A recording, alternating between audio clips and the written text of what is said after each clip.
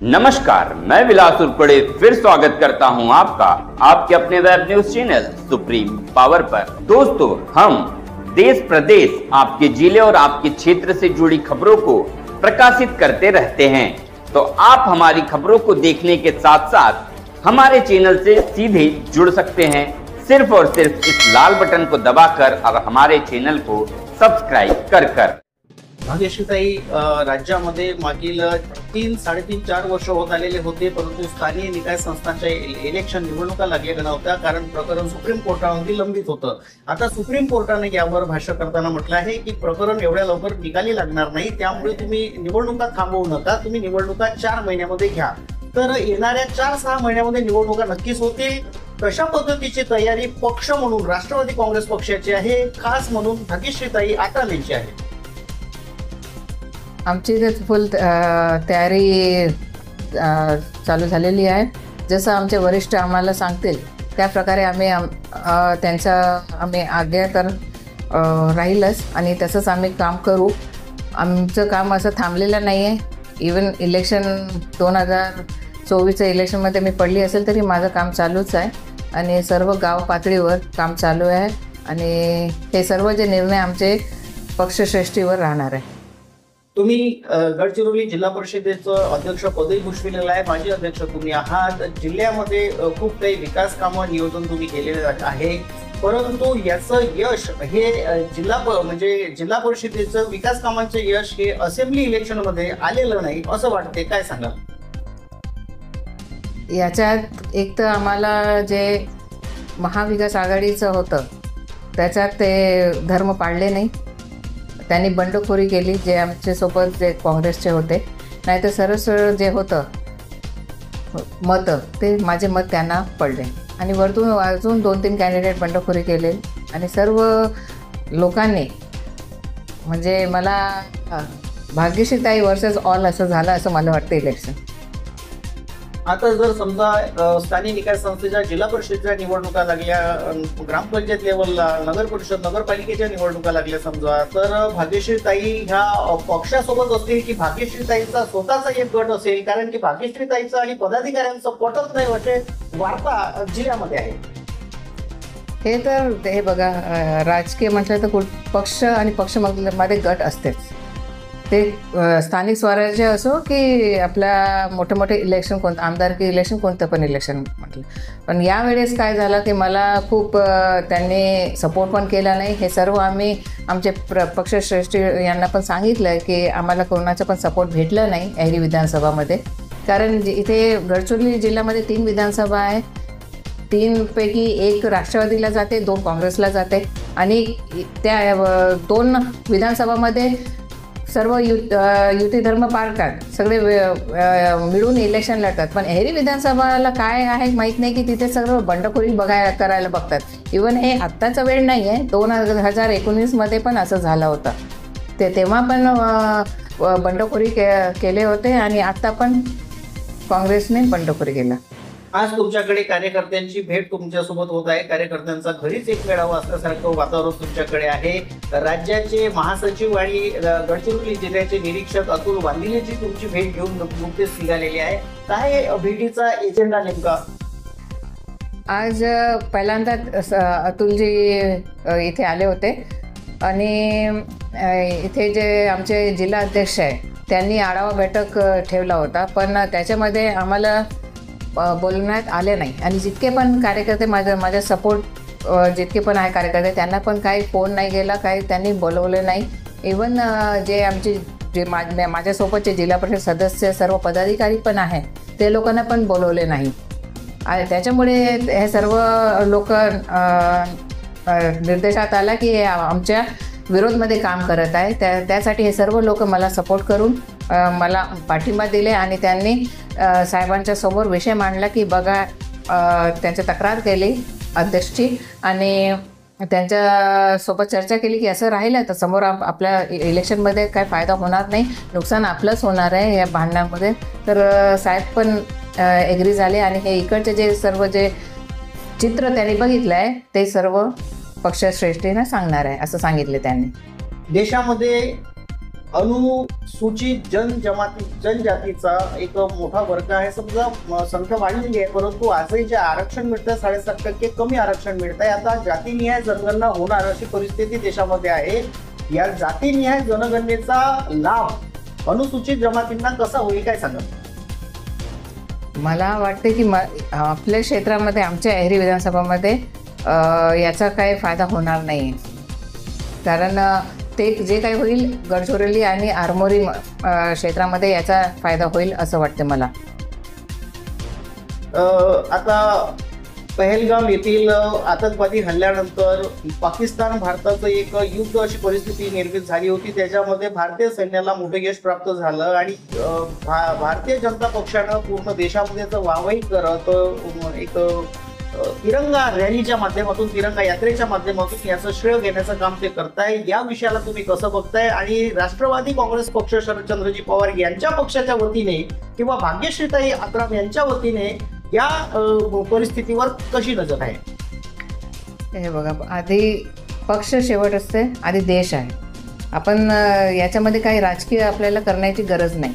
जेव्हा हे इन्सिडेंट झालं त्या टाईमला आम्ही सर्व पक्षीय आम्ही याच्यासाठी पण कार्यक्रम घेतलं होतं. याच्यात काही आम्ही कोणाला पक्षश्रेष्ठीचं असं काही आम्ही कोणाचं ऐकणार नाही की, आणि हे याला राजकारण करण्याची बिलकुल पण गरज नाही. कारण आधी आपल्या देश येते, देश नंतर फिर आपलं सर्व धर्म येते, जे आपल्याला आहे राजकीय नंतर आहे. पण आपलं देशप्रेम आधी आहे. याच्यात कोण काय केलं, कोण याच्यात राजकीय करायचं आपल्याला काही लेनदेन नाही. आणि राजकीय तर बिलकुल पण करू नये. हे सर्व जे आहे इन्सिडेंट जे होत आहे याच्यात राजकीय करण्याची बिलकुल पण गरज नाही. आणि आम्ही काय केलं हे सांगण्याची पण गरज नाही. कारण तिकडची परिस्थिती त्या लोकांना माहिती आहे की त्यांच्यावर घडत आहे. तिकडची परिस्थिती त्या लोकांना कळते की काय होत आहे. आणि आपण इथे सुखी आहोत त्यांच्यामुळे, आपल्या सैनिकामुळे आम्ही इथे सुरक्षित आहोत. या क्षेत्रामध्ये आम्हाला काही माहीत नाही काय होत आहे. आणि आपल्या लोकांना पण, इंटिरियर लोकांना तर त्यांना काही माहीत पण नसेल की तिथे काय पहलगाम आहे आणि काय तिथे आतंकवादी होत आहे. कधी आपण इंटिरियरमध्ये गेला ना, भामरागड एटापल्लीच्या लोकांना आपण विचारा तर त्यांना याबद्दल काही माहीत पण नाही राहणार आहे. अशी परिस्थिती इकडची आहे. पण या जे आमचे शहीद झालेले लोक आहेत आणि आपले सैनिक आहे यांना पण आम्ही खूप म्हणजे आम्ही आमच्या क्षेत्रामध्ये त्यांच्यासाठी आम्ही कार्यक्रम घेतलं होतं. आणि याच्यात काहीही राजकीय आम्ही काय केलं नाही आहे. आणि असे वीर सैनिकांना आम्ही सलाम ठोकतो. आणि खासकर जे महिला, आमचे 2 जे महिला भगिनी होते त्यांनी जे पुढाकार केला, आम्हाला एक महिला म्हणून खूप अभिमान वाटते त्यांच्याबद्दल. नाही, तुम्ही अनुसूचित जमातीच्या मोठ्या नेत्या आहात, एक लढवय्या राजनेता तुम्ही आहात. एक मोलाचा प्रश्न माझा आहे राज्याच्या लाडक्या बहीण योजनेसंदर्भातला. लाडक्या बहीण योजनेमध्ये समाज कल्याण विभागाचा पैसा, जो आदिवासी अनुसूचित जमाती जातीच्या महिलांच्या उन्नतीसाठी असलेला फंड, हा लाडक्या बहीण योजनेमध्ये ट्रान्सफर केला गेला, डायव्हर्ट केला गेला, असे आरोप स्वतः समाज कल्याण म्हणजे सामाजिक न्याय विभागाचे मंत्री शिरसाट यांनी लावलेला होता. यावर तुम्ही काय सांगा? बिलकुल माझा पण आरोप राहणार आहे. कारण हे SC ST वर्गाची जी निधी होती, त्यांच्या हक्काची निधी तुम्ही आमच्या लाडकी बहिणींना तुम्ही देत आहे. एकाला तुम्ही न्याय देत आहे आणि दुसरे जनताला तुम्ही अन्याय करत आहे. त्यांच्या जे हक्काचा निधी तुम्ही तिकडे देत आहे. आता तर जे शासन जे प्रचार केली की आम्ही महिलांना 2100 काय इतकं निधी म्हणजे अकाउंटमध्ये डालणार आहे, ते कुठे गेले? आता तर मला वाटते अजून पैसे कमी होईल. आणि महिलांमध्ये आता नियम 2 व्हीलर असलं तर त्यांना नाही मिळणार. एका योजनामध्ये महिला असेल तर दुसऱ्या योजनाचा लाभ नाही मिळणार.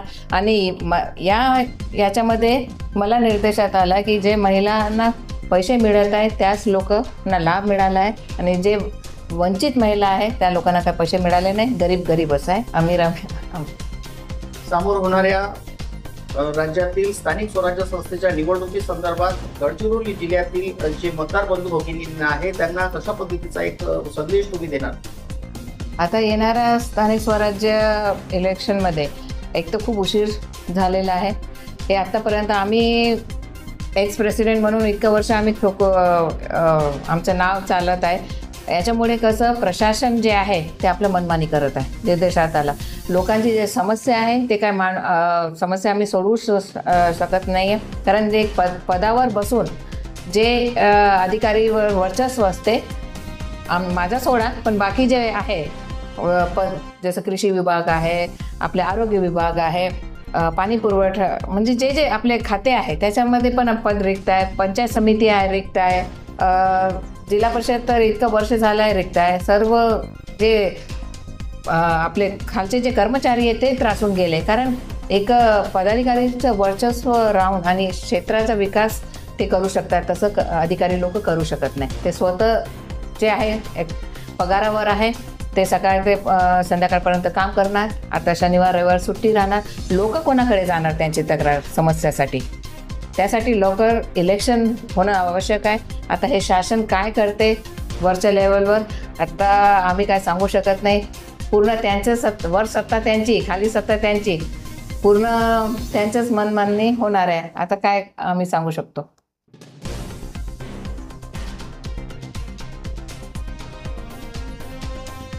आता येणाऱ्या स्थानिक स्वराज्याचं निवडणूक आहे, त्याच्यामध्ये जसं मागे आमच्या विधानसभाच्या निवडणूकमध्ये आपल्या निर्देशात आलं की जसं वोटिंगच्या टाईमला या विरोधवाल्या लोकांनी वाढीव वोटर्स दाखवले, असं समोर पण काय घडू नये यासाठी पण लोकांना सतर्कता ठेवणं गरजेचं आहे.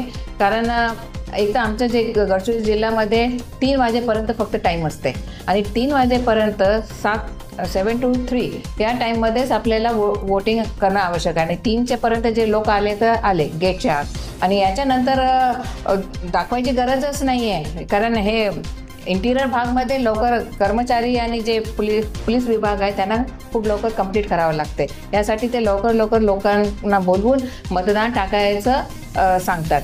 पण या मागच्या इलेक्शनमध्ये आमच्या निर्देशात आलं की यांनी खूप वाढीव जे गावामध्ये जितकं वोटर्स नाही तितकं त्यांनी दाखवायचा प्रयत्न केला. यासाठी आम्ही आमच्या मागच्या इलेक्शनचं पण आम्ही तक्रार केलेलं आहे आणि आमचे वरिष्ठ लोक पण इलेक्शन कमिटी यांना पण मागणी केली की आपण आम्हाला दाखवा. पण ते इलेक्शन जे असतात इलेक्शन बोर्ड जे कमिटीचे लोक त्यांनी काय खुलासा करून सांगितलं नाही आहे. यासाठी पण आपल्याला समोरच्या निवडणुकीसाठी आपण सर्व जनतांनी पण सतर्कता राहून हे सर्व निवडणूक लढण्याची गरज आहे. कारण हे छोटे इलेक्शनच खूप महत्त्वाचे आहे. गाव पातळीवर जसं ग्रामपंचायत, जिल्हा परिषद, नगरपंचायतचे इलेक्शन हे खूप महत्त्वाचं आहे आपल्या विकासासाठी.